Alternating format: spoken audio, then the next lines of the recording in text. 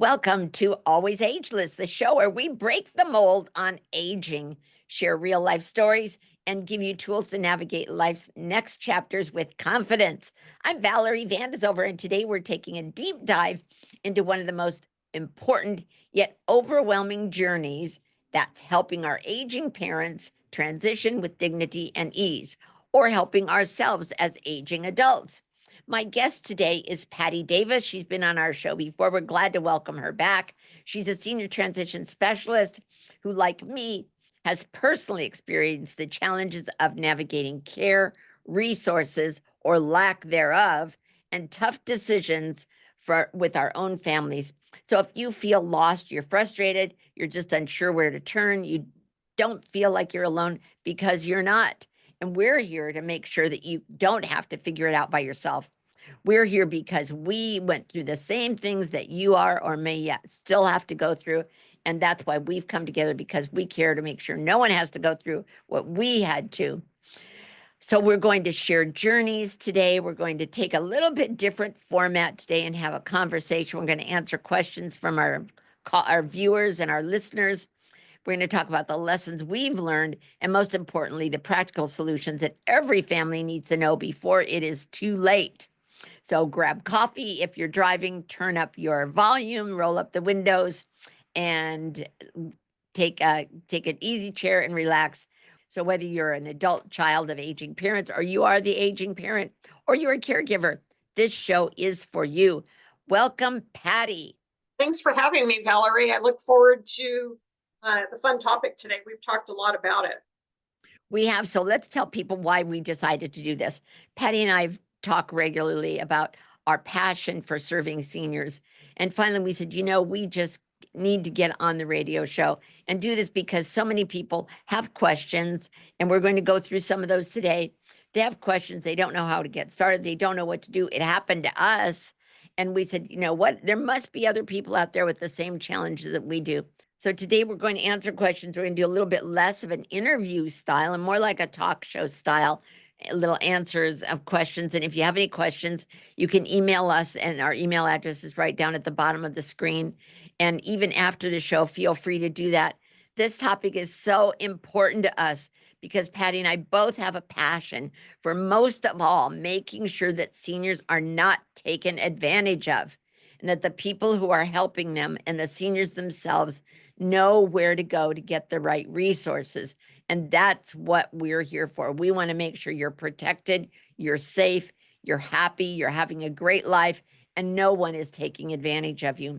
We're going to start with our personal stories, and I'm going to tell you mine briefly, and that's why I came to this, and Patti's going to share hers. So my dad was almost 99.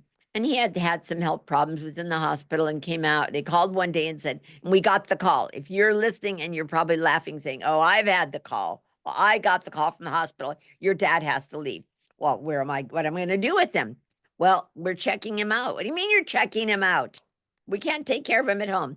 So sure enough, they said, well, you have to go take him somewhere. So we sent him to like a kind of like a nursing home type of community.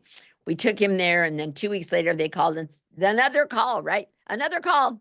Your dad has to check out. And I said, well, what am I going to do with him now?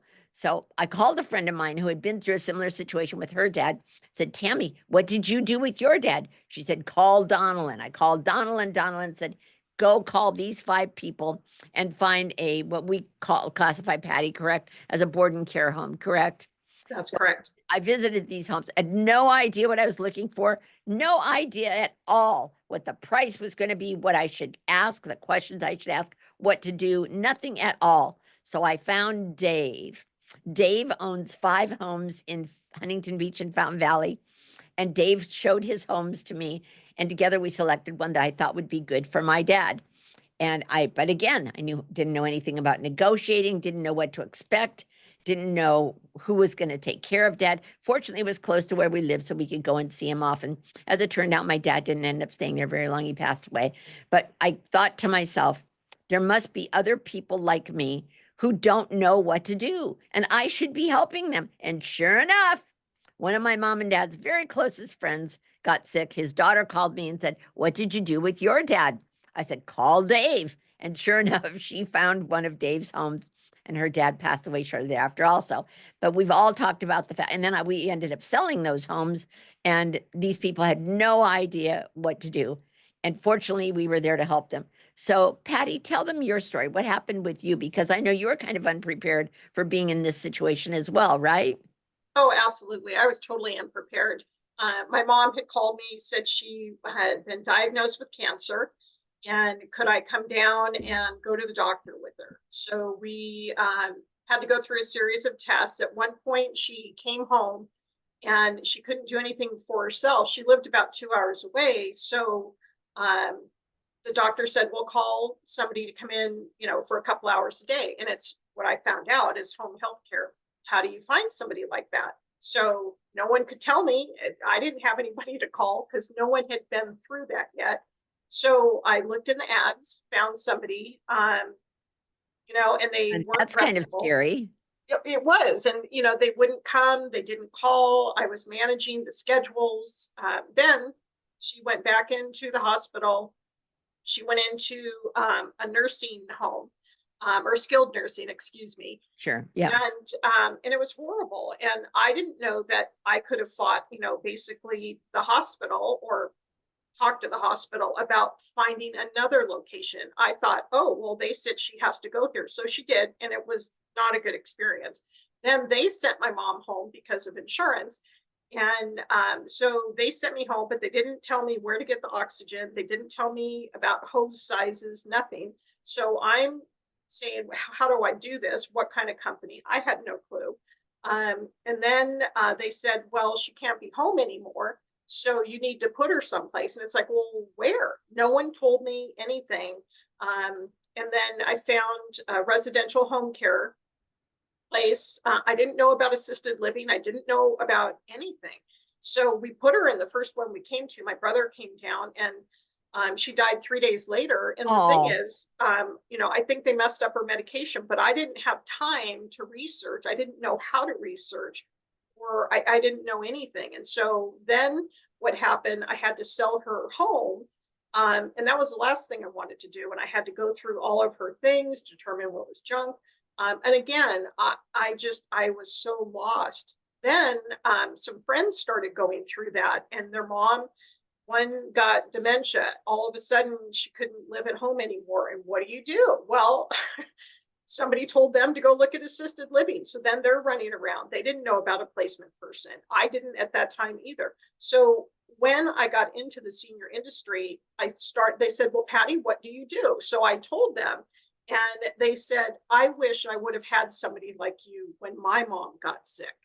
And so that started me on the journey of how I found you, of we want to help other families not feel so lost, afraid. It's a scary time. it is a scary time. And let's start out by taking question from Melinda. Melinda is in San Clemente, and her question was, my parents are getting older and I don't know what I don't know. How old will they be? What should I do? They're not really sick now, but they're getting older that they can't get around so much by themselves. I think they shouldn't be driving. So should I get a caretaker? Could I get a caregiver or a companion for them? What I would, definitely do is before she even had that conversation, if I were her, I would look on AARP or some other trusted sources to find out how to start the topic. There's also a lot of books that I know that they can find on your website. But as far as, why do they want their parent to move? What are the rational reasons why? And then when they do talk to their parent, find out why their parent, what do they want out of life? And why do they want to be at home? What is the most compelling reason for them not to relocate or move? And really get their input and get their feelings. But I would definitely research her reasons wanting to, find good resources to frame her conversation, but really keep into consideration what her parent wants. Yep, that's so true. And it seems that from her standpoint, it was Michelle, right? It was Michelle. Yes. Yeah. So from your standpoint, Michelle, the question is, there are some options. One is they can move in with you, but of course that may not be something that you want. They can go into like an assisted living and memory care community, or they could they could stay at home, and then you could have someone come and take care of them. So as Patty said, my advice would be to find out what they want. And the other thing is, Patty's, what kind of assets do they have? Is one affordable and another one is not? And find out how they would pay for care, even if they stay at home and someone comes in a few hours a day, then somebody still has to pay for that. So that's another very, very, very important thing. And there are some ways, we can talk about that later, that people can get assistance to pay for it. But how you're going to pay for it is another very important thing. And, it just puts people in situations that they wish they weren't in because they don't know. Now you're in this situation and you wish you'd known sooner what you needed to do. So let's go back to Michelle. What are some of the signs that we can suggest to her that she should look for to realize if her parents really need help? Well, I think that number one, if Michelle lives close, that she can go over there. How does the house look? I know that's a strange question, but are there, is there ripped carpeting that they're tripping over? Are there bulbs out that might be causing any, or could be a cause of issues? Is there a smell in the house? Because as we get older, we lose our senses as far as our smell.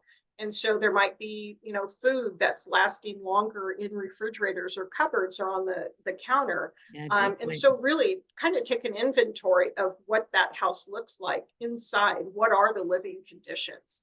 And then secondly, have they had a fall? They might not tell you they had a fall, but maybe all of a sudden they're limping or something. And so just find out, how they are. And then, take the steps is it because they need lighting. There's lights that can change throughout the day, that you have morning light, afternoon light, night yeah, light. that's true. Do they have too many surfaces to transition to? Is it carpeting? Is it flooring? Is the flooring dark? And there's glare coming off the counters. There's a lot of things to take into considerations to prevent falls. So I think that's one of the things, is take stock basically of the house. Are they able to safely navigate going around the house? And, just making sure that you eliminate any reason why they could fall, trip over something, just, understand their living environment. And look also in their kitchen. Is it clean? Are they Mhm. like, if I open the drawer of the silverware drawer and look and see, is the silverware clean? Or you open up the cabinet and take out a glass or a plate and see if it's clean. That'll give you an idea of, are they really able to take care of themselves? Is there trash laying around that they're not able to take the trash out by themselves anymore? Those are other signs I know that I've seen in some of our homes. So those are all really good questions. But Michelle, the most important thing is figure this out, spend time with them. You don't have to make all the decisions right away, but if you're starting, that is the plus. Start to plan, find out what you don't know. We're here if you have any other questions. You can always call us or email us back. But those are good ways to find out if you think they're okay and if they're able to navigate things on their own. Those are definitely good questions. Good question. And Patty, we also have Chris in Huntington Beach, and Chris also submitted a question, Patty, and her question was, she just feels like she looks around for information and she's on information overload. She wants to have somebody that she can go to, that she can trust. So her question is, how do I know where to go? These people, they love their parents and they want to do the right thing for their parents and they want to take good care of them. Just have no idea where to go. What would you suggest? How should she get started? Well, she should call you or me. But in the event that she doesn't know about us, then Actually, it was Danny, excuse me. I oh, think sorry. that's right. So that you should call as far as just the local office on aging, or there's department on aging for every state. And so that they could give resources also. And maybe it's that they need a parent to be checked on. And maybe they need somebody assigned, like an ombudsman is like an advocate for the senior. So Yeah. there's different ways that they can stay connected with the health of their parent through government agencies. And another thing they can do is all of those are good resources, but also just go to a senior center. Most cities, although not all of them, but most cities have senior centers. So you can go to the senior center and they are going to be full of information and brochures and all kinds of things where they can be glad to direct you to someone if you need some suggestions or a referral also. Absolutely. And they also have different meal programs. So if your parent is Oh, in that's need right. of meals, they have hot meal programs and stuff. So you're They do. absolutely right. The senior Yeah. center is a great resource. Yeah. So how to get started, I guess the best way is to, again, find out what is it that your parents really need? And do they need something close by? Do they need transportation? Do they need someone to bring them their groceries? Food, you can always call like Instacart for groceries. You can call DoorDash, I guess it is, and have Yeah. meals Or delivered to them. Uber Eats. Uber Eats, absolutely. So there's plenty of ways to take care of them when you're not here. If you live in out of the area and they're far away, you can still see that they get food and that someone goes in and checks in on Meals on Wheels. And like the Council on Aging in Orange County has somebody also that makes calls, I think, Patty, don't they? That calls and checks on them. Yes, and even through Meals on Wheels, they have a program, at least in California, that it's like a caring companion, that they'll go out and check and spend like an hour or two with them as on a schedule, so that so that they're not alone, that they have somebody to communicate and talk to and get back to the adult children of how the parent's doing. Yeah. Another question came from Lori in Braille. Lori said, I hear so many myths.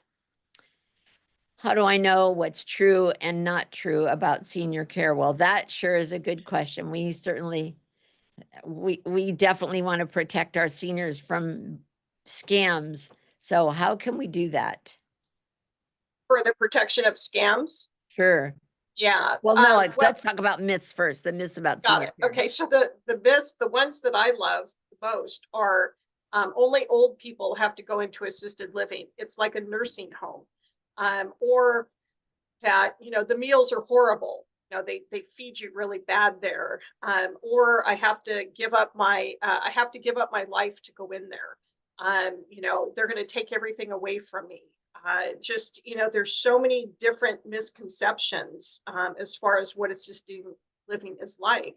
There's people that we've talked to that they're in their 80s and they refuse to go because they said, oh no, I'm going to give up my independence, it's for old people. Finally their kids had a discussion with them, had reasonable reasons why that they wanted them to move in there. They did, and they said, we wish we would have done this 10 years before. And it was because the meals were fantastic. They went to different clubs within the community. They had different social circles. They didn't have the trouble of maintenance of the house. They didn't have to worry about gardeners and taxes and insurance. And they actually said that it's because they could live their life. So everybody's story is different. But going into assisted living is not like it used to be, in how many years ago? 40 years ago. It's completely different. It isn't. Some people call it like a resort or like a country club for older people. And that's true. I mean, you and I have toured them, and they have beauty shops and they have barber shops for the men, and they have all kinds of events, and they have movies every day. So I know, my mom's, well, she'd give up her friends, her 2 friends that she has where she lives. My mom's 105, so it's not many people her age. And she said she didn't want to go there. She'd lose her friends. But what we tried to help her understand is that she's going to gain 100 new friends, right? And all the activities that she gets to take part of And the meals, some of them actually, so for our viewers and our listeners, be sure that you know that you can actually tour these and they will offer you a meal. They want you to taste their food. And most of them really pride themselves in their meals and their chef. So you're welcome to go there. You can call us. We'll arrange for a private tour. We'll make sure that you get a meal when you go and that you're toured. And if they're available, they'll show you more than one different floor plan, one different type of apartment that you can have. And some of them you can have private laundry. And yes, you do have to downsize a little bit, but you gain so much from the comfort. No, you have to take care of the roof or the yard or any of those things. Yes, that is a big myth about assisted living, is that you're just going into a nursing home and it's going to be all old people and you never get out. And the one thing too about the personalization, I think that that's important for people to understand. It's they'll bring their couch or their chair or their bedspread or their bed. And so it's their space, it's their home. It's just, a little bit less than what they had before, but most likely they didn't use 90% of the house that they were in anyways. Well, that's true. That's true. And that is true. That people, I don't think I realize it, that actually when you go into an assisted living community or memory care, that you bring your own furniture, that they're unfurnished apartments. So you bring your own bed, you bring your own sofa, you bring your own television. So it definitely is yours. You're not sleeping on anybody's old mattress or anybody's old sofa. It's not a furnished apartment that has old things in it. And you've got a nice little kitchenette. So I do encourage our viewers and our listeners to go take a tour of them. Anyone who's interested, give us a call, and Patti and I can help. So let's talk about scams, Patti. Okay, we've got several people that asked about scams. How can they protect their parents or their or themselves from scams? You've kind of done some research on scams. Let's talk about that. Have and some of the biggest ones are phone scams, and Oh, for yes. different seniors that might not get out, they'll answer the phone and it's somebody for them to talk to, and these people Right. prey on that. And so they'll say that maybe they're saying that they're a tech support person and can you get on your computer and I need access because we heard in the area that we've been updating computer lines, and so they're asking for access into your computer. Don't ever do that. Also with tech scams, there's with emails, because a lot of seniors are on social media, and so and on emails, and they'll send links and say click on here for an update of your bank statement or something. Or there's even and we've gotten them, my husband and I have gotten them, one from Medicare and one from Chase Bank, and it looked and Amazon, and it looked identical to the company, the logos, everything. But when you click on in the email, you click on the line that says, from Amazon, and it'll come up. It shows it's bogus. But don't ever click on a link, ever, ever, ever. And then there's also what's becoming more and more is romance scams, that Oh, people will reach out and they don't, they never can meet you in person. They are asking for things. They might ask for money or documents or pay your birthdays, whatever. So definitely be very cautious in any information that you give out. yeah. Let's talk about the romance scams because I think that this is so phenomenal. People wouldn't even believe that it happens. Mhm. So, do you have an example of one? I have an example of one, but you go ahead if you know of one.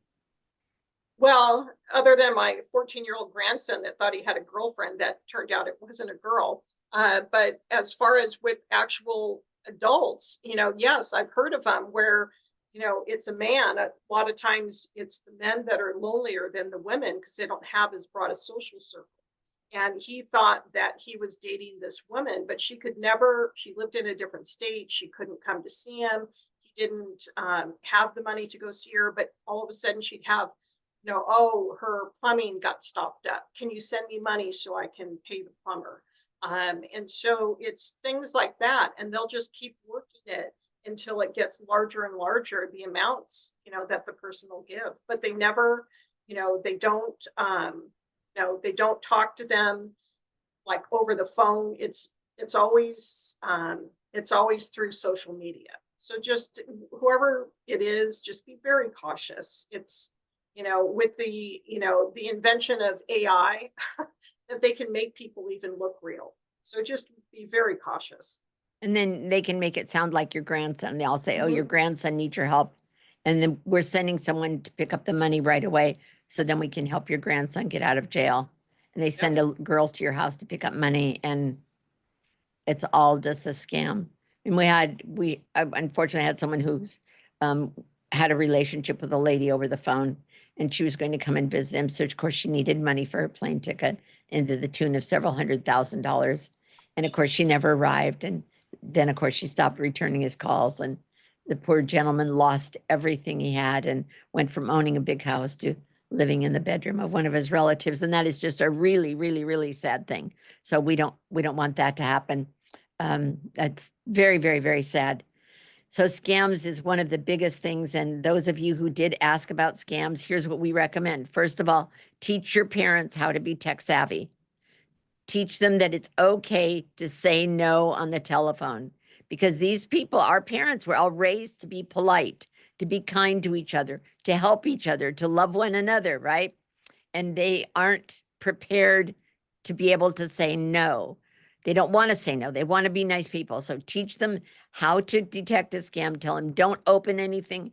Don't open anything on their computer. Anything they need to call you first. Call the police, call fire department. Anyone will help them. And we do seminars on scams. And so we'll be able to help them also.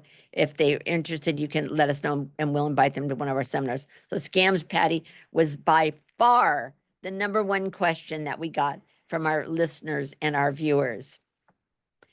All right, so let's go to what we offer, Patti, as senior transition specialists. So people are saying, I want help. I don't know who to pick.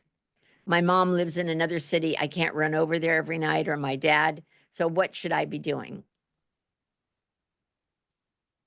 Well, just, if they're lucky enough to have people like senior transition specialists that we take, it's like we take the more comprehensive approach in, having relationships with the seniors and their children, and can handle as far as aging in place to help them live better.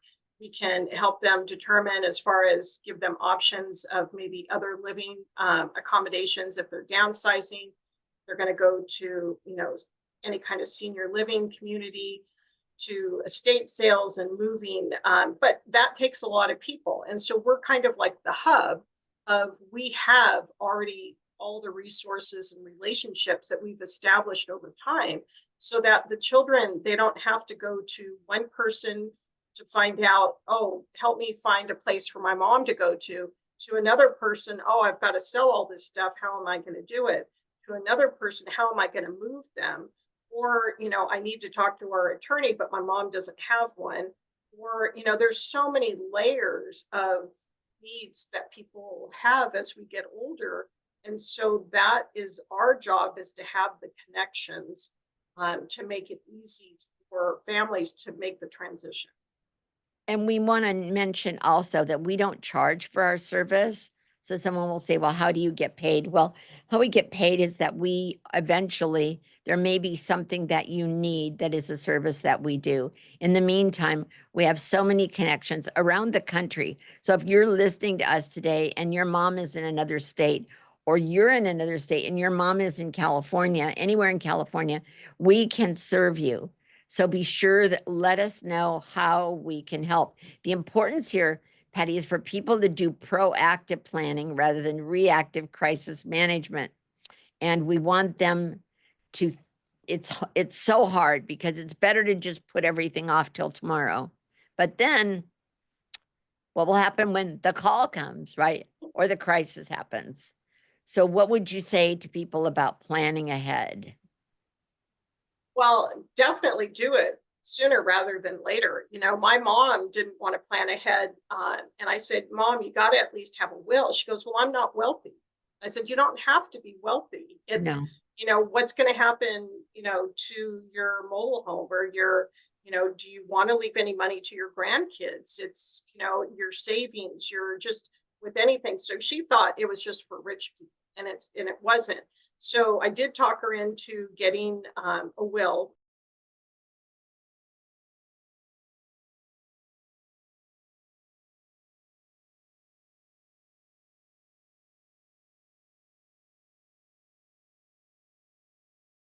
In a trust. And it happened, and 6 months later she died. And it was a blessing, because otherwise the burden that you place on your children, if that's not already done, it just it's, you got to plan ahead. I think one of the things that you and I have talked about is education. And Yes. so there's so much that people don't know right now. Like we always say, you don't know what you don't know.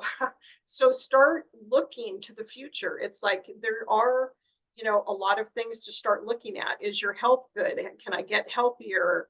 What about if something happens to my husband, or what happens to me? What can I be doing now? Are there changes in my house that I could be making now? So that, as I age, I've already taken care of any kind of barriers. There's, just look to the future, as far as any potential, if I could do this now, um, just to plan.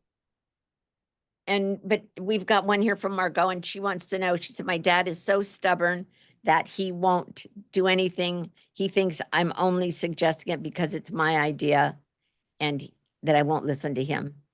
So what should we tell Margot? That's a good one. I just had a friend tell me the other day, her 89-year-old client she'd been working with for a year. He kept saying, "Oh, I don't need it. It's only when I get older."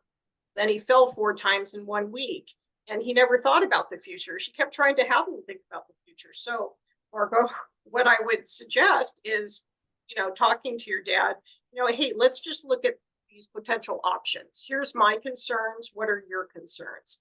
And see if there's anywhere that you can meet, to at least minimize, or some of her concerns, and still feel like he's got a voice in what happens to him. Okay, and she also asks then, who should she have on her team? Like, if before he's sick and in the hospital, who should she have? If she comes to one of us, and then who should be on a senior transition team? Well, definitely, other than, as far as good doctors, also a placement specialist that we should have. And that's somebody that they know the areas, they know what type of communities, they know the nursing homes or skilled nursing, they know the different types of places that a parent might need to go for further assistance or for, long-term living. But they'll know if there's any violations. They know about insurance. So a placement specialist for sure. Insurance, Medicare, it's critical to have a good Medicare person, because they will know the ins and outs of what's going to be paid in the hospital, what's going to be paid in home care. But a great insurance person. From our perspective, it's having good home health care, and both in custodial and for medical. Then it's also, good attorneys, because it's whether it's an elder attorney, a trust attorney, financial attorney, or a tax attorney. There's, obviously a lot of attorneys, but they need to be protected, and a good realtor, which is, where I kind of started in this whole process, because a realtor, there's ones that just look for transaction. I'm sure a lot of Right. people have good hearts, but with seniors assets, it's different. And so it's somebody that has skilled, and passion to work with seniors. It's really critical, because there's so many different aspects to it. It's if they're going to downsize, if they're going to move into an assisted living, where is it going to get financed from? Do they keep it? Do they rent it? What do they do? What are the tax consequences? So there's so many layers to it. They've got to have good people. That's true, and a couple of things we want to talk about, but what about, I just lost my train of thought. So let's talk about the insurance. I think that we all think that we just sign up for Medicare once a year, but there's actually an enrollment period every December, right? And we had a guest on the show in December, and she's a specialist in this and advised us all that you should have your Medicare plan reviewed every year. And we didn't know that, but the laws change. And so it's possible that there might be benefits you need or you don't need that you haven't kept up on, and that you should actually change your Medicare policy. And I wasn't aware of that. Well, it's true, and especially as we get older, because when we're maybe just on Medicare, having a PPO is good, or maybe an HMO, as long as you can keep your doctors, is good. But as we age, and maybe our health becomes more challenging or compromising, there's different levels of insurance, as far as what is going to be paid at the hospital, and how much it's going to be paid and how long it's going to be paid. And is there any supplemental insurance? What about your prescriptions? Are your prescriptions paid for? What prescriptions are paid for? So as we age, I agree with you 100%, Valerie, that they should review it every year with a qualified Medicare insurance professional. Yep. Absolutely. So everyone who's listening and within the sound of our ears, yes, be sure and do that. Be definitely sure. And I think the other thing people should find out about, if they have any concern at all, or they think they might come to this level, is there is some aid available through Medicaid at some time, or Medi-Cal, excuse me, at some time, but you have to qualify for it. And there's things that you would have to do. They go back and look like 3 years to see if 5 you have years. assets. And so 5 years. So if you think you're going to need that because you don't have any other assets to pay for your care, be sure to get advice now so you can plan ahead, because you don't want to go back and say, oh, I just did that. And if I'd known it wasn't a good idea, I wouldn't have done it. But then it's too late. So be sure to get that advice from someone as soon as you can. So the question now from Michael is, so how can I find people I trust? How do I know who I can trust? Because they get all these ads in the paper, and his mom sees a paper from where she lives. They have this newsletter that goes out every month, right? And so the mom says, oh, I want to use this person because if they put an ad in here, they must be good, right? I mean, it's always good to get a personal referral. That's one of the best ways. But also, depending, you want to make sure that you check their credentials. So even if it's a referral, just make sure you go, if it's an attorney, check with the Bar Association. But there's also, different organizations, like for elder attorneys, there's elder attorney locators. And so there's national organizations that check. Also, double ARP, they're a good resource, and any council on aging, or aging government, places in each state would be good references too.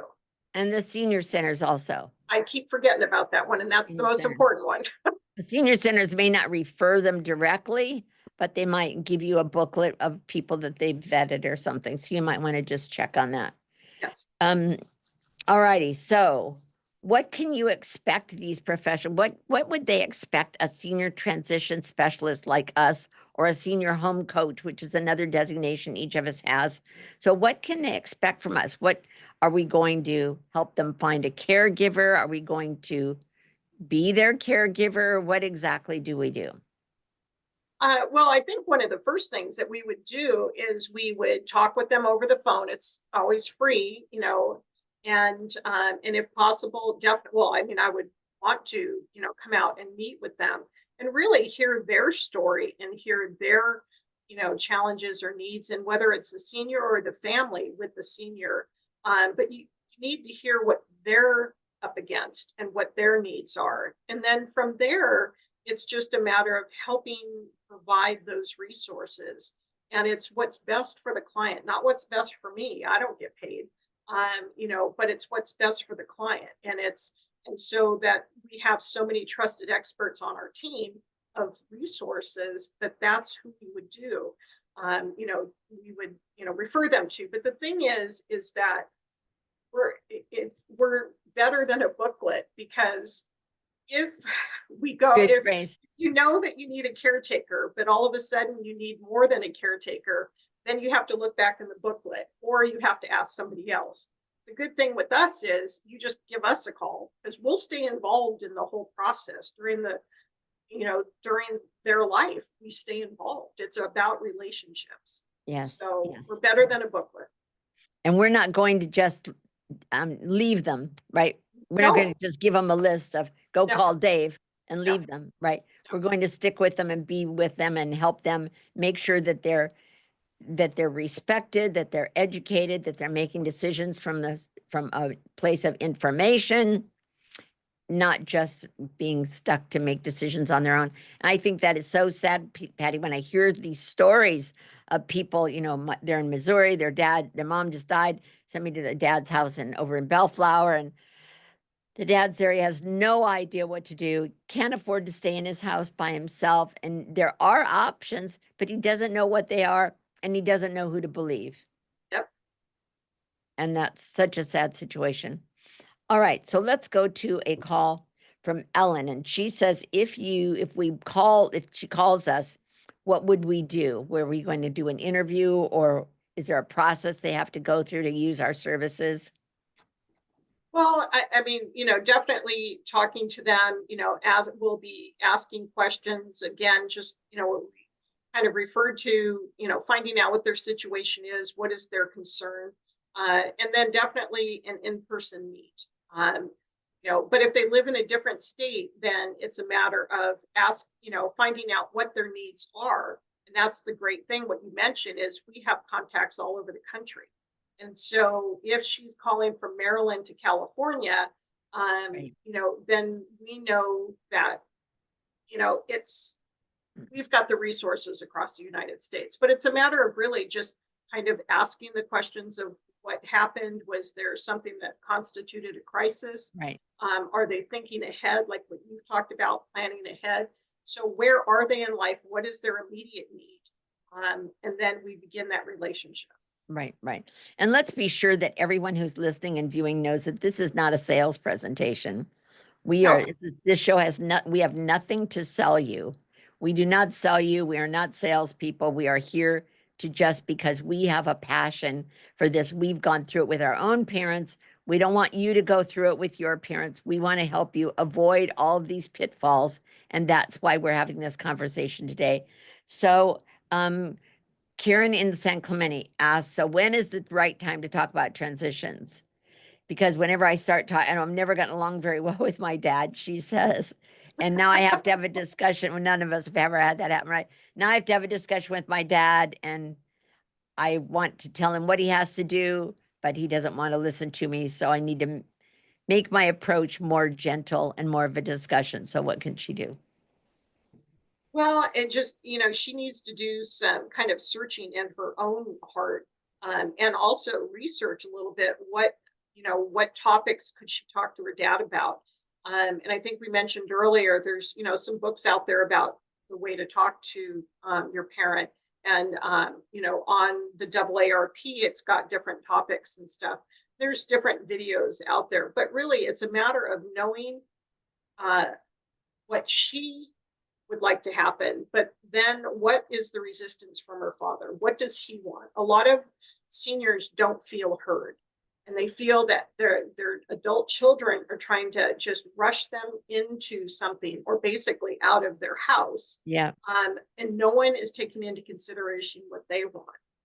But it could be very well that the house is just not safe, and so dad's got to be led to make that decision. But you'll need to talk about the reasons why it's not safe, or maybe it's not financially viable anymore. So just walk through logically with that.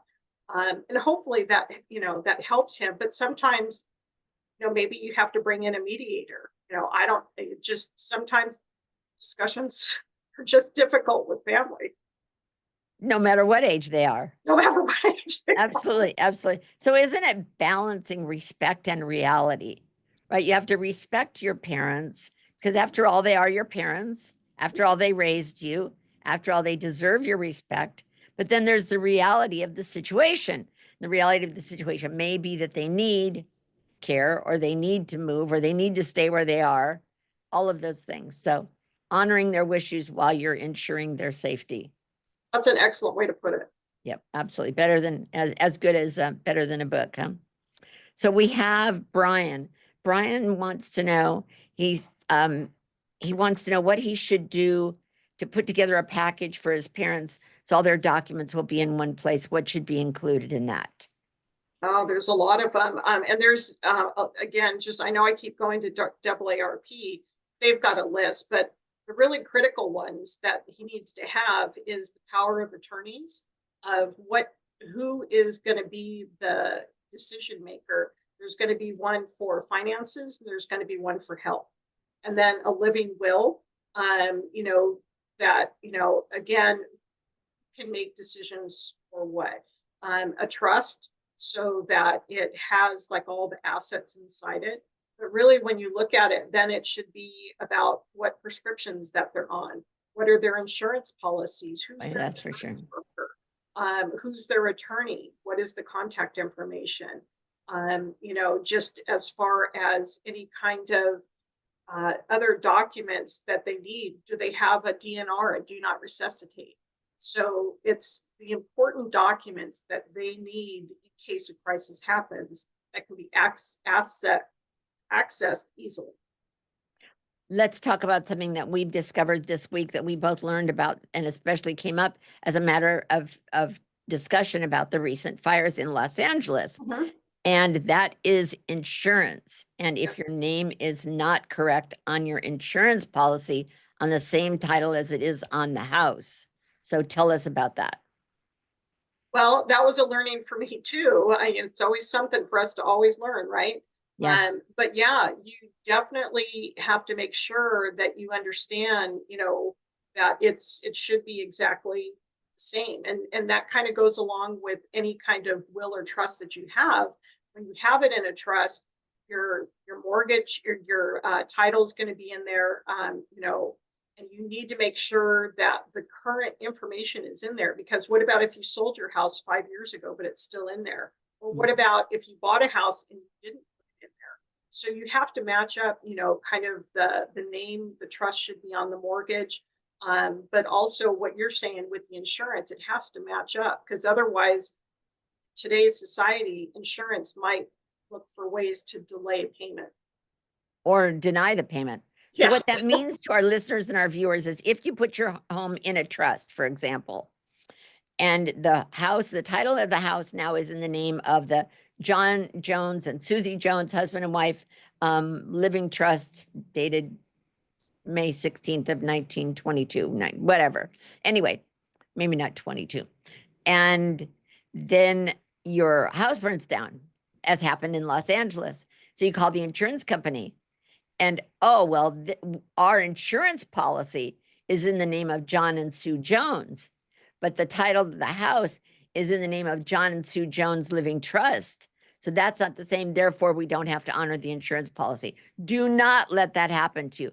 If you're listening to us or viewing us today, call your insurance agent. Whatever you have to do, make sure that the name on the house is the same as on your insurance policy, so that you are covered in the case of a disaster. Don't let that happen to you. And if you take one thing away from today, take that away. Absolutely. That is so important. It is so important. So important.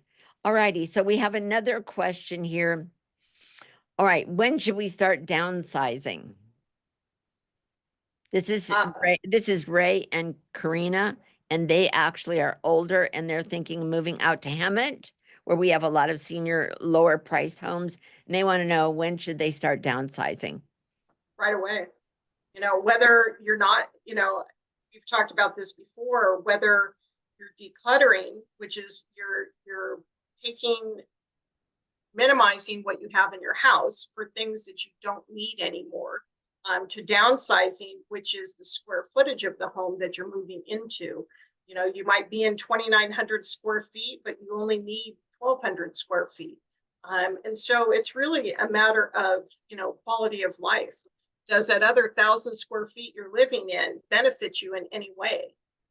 Could you be happier in, a smaller home, that you can get around and your mobility is good, it's in a good community, you still have healthcare nearby? It's, financially that it works out for you. It's a matter of what is going to bring you the best life of, what type of housing that you're in. And we have one also from Amanda, and she wants to know her parents were starting to look at assisted living communities, and what should they be looking for? Well, just, for assisted living, number one, it's, that's when I would definitely get in touch with us, or, so we could give you some good placement representatives, and they'll know like different communities. They'll know if there's any violations against them when they were built, the quality of, healthcare there as far as if needed, because a lot of them have doctors that come on premise. They'll have as far as what kind of meals they have. So it's a matter of what kind of lifestyle do they want. Some Right. have the hairdresser, some have the movie theater, some have bowling alleys, some just have beautiful grounds, but maybe they have gardening outside. So what is it that they want to continue doing, or new hobbies to pick up? I think that that's what's critical. And also what you had mentioned before is go and do a tour. Talk to some of the residents there, and they'll tell you, they'll be very candid with you as far as what they like best about that place. But is everybody friendly, as far as all the staff there? And are they helpful? And, just, is it someplace you'd want to call home? And some of these places are referred to as like resorts or like country clubs because they have so much and they're so nice. I passed through one on my way home, and there's got a huge grand piano sitting up in their lobby area. So there's so many services, and it certainly is not like going in a nursing home by any means. Not at What all. we Not used at to all. call nursing homes anyway. Um, so Rick is asking if you have one piece of advice for families who are just starting this journey, what would that be? Starting the journey of looking for alternative housing. Yeah, as planning. Yeah, and Yeah. planning. I mean, for the planning, it's definitely, look where your parent is now. What is their health? What do you see their health being in 5 to 10 years? And it's not even just the adult children, it's the adult themselves. Are they where they want to be when they're 90 years old? Because it's better to make the change now than making the change later. Um, it just would make it so much harder. If you know that this place doesn't work out for you because it's got stairs, or that you've got so much furniture and you don't use 3/4 of the house, look for a life that is less cluttered. And if you think that your mobility might be an issue, or maybe you've gotten a devastating diagnosis of cognitive, issues, then start looking at the places in your community or wherever you want to be. Maybe if you're going to go to a different state to be around your kids, then go look at those places now. It's better to know now where you want to go to. We have just exactly, well, we have just 1 minute left. So we just want to thank the viewers and listeners who submitted their questions today. We appreciate them so much. It gave us an opportunity to answer you and interact with you. So any of you who are listening or watching, you have other questions, please be sure and send them to us. We do respond to everyone. And if you are interested in being a guest on our show, on Always Ageless, if you're an expert in any area of aging, or if you're an adult who's done something really cool in your older years, we want to hear from you. We want you on our show. So please be sure to come back and stay in touch. This has been an incredible conversation. Thanks again for your questions. If there's one thing I hope you take away, is that you don't have to do this alone, do they, Patti? Absolutely No, not. no. There are resources, there's help, and with the right guidance, you can navigate this journey with confidence, with peace of mind, and have fun at the same time. So if today's conversation resonated with you at all, don't keep it to yourself. Share it with your family, your caregiver, your professionals in the senior industry, or anybody who might be facing this challenge. Whether you're an older person now like we are, or the adult child of aging parents, we're here for you. So if you need trusted advice, support, suggestions, resources, contact us. Our email is Valerie at alwaysageless.com. That's Valerie at alwaysageless.com. We will be back next Monday at 3 p.m.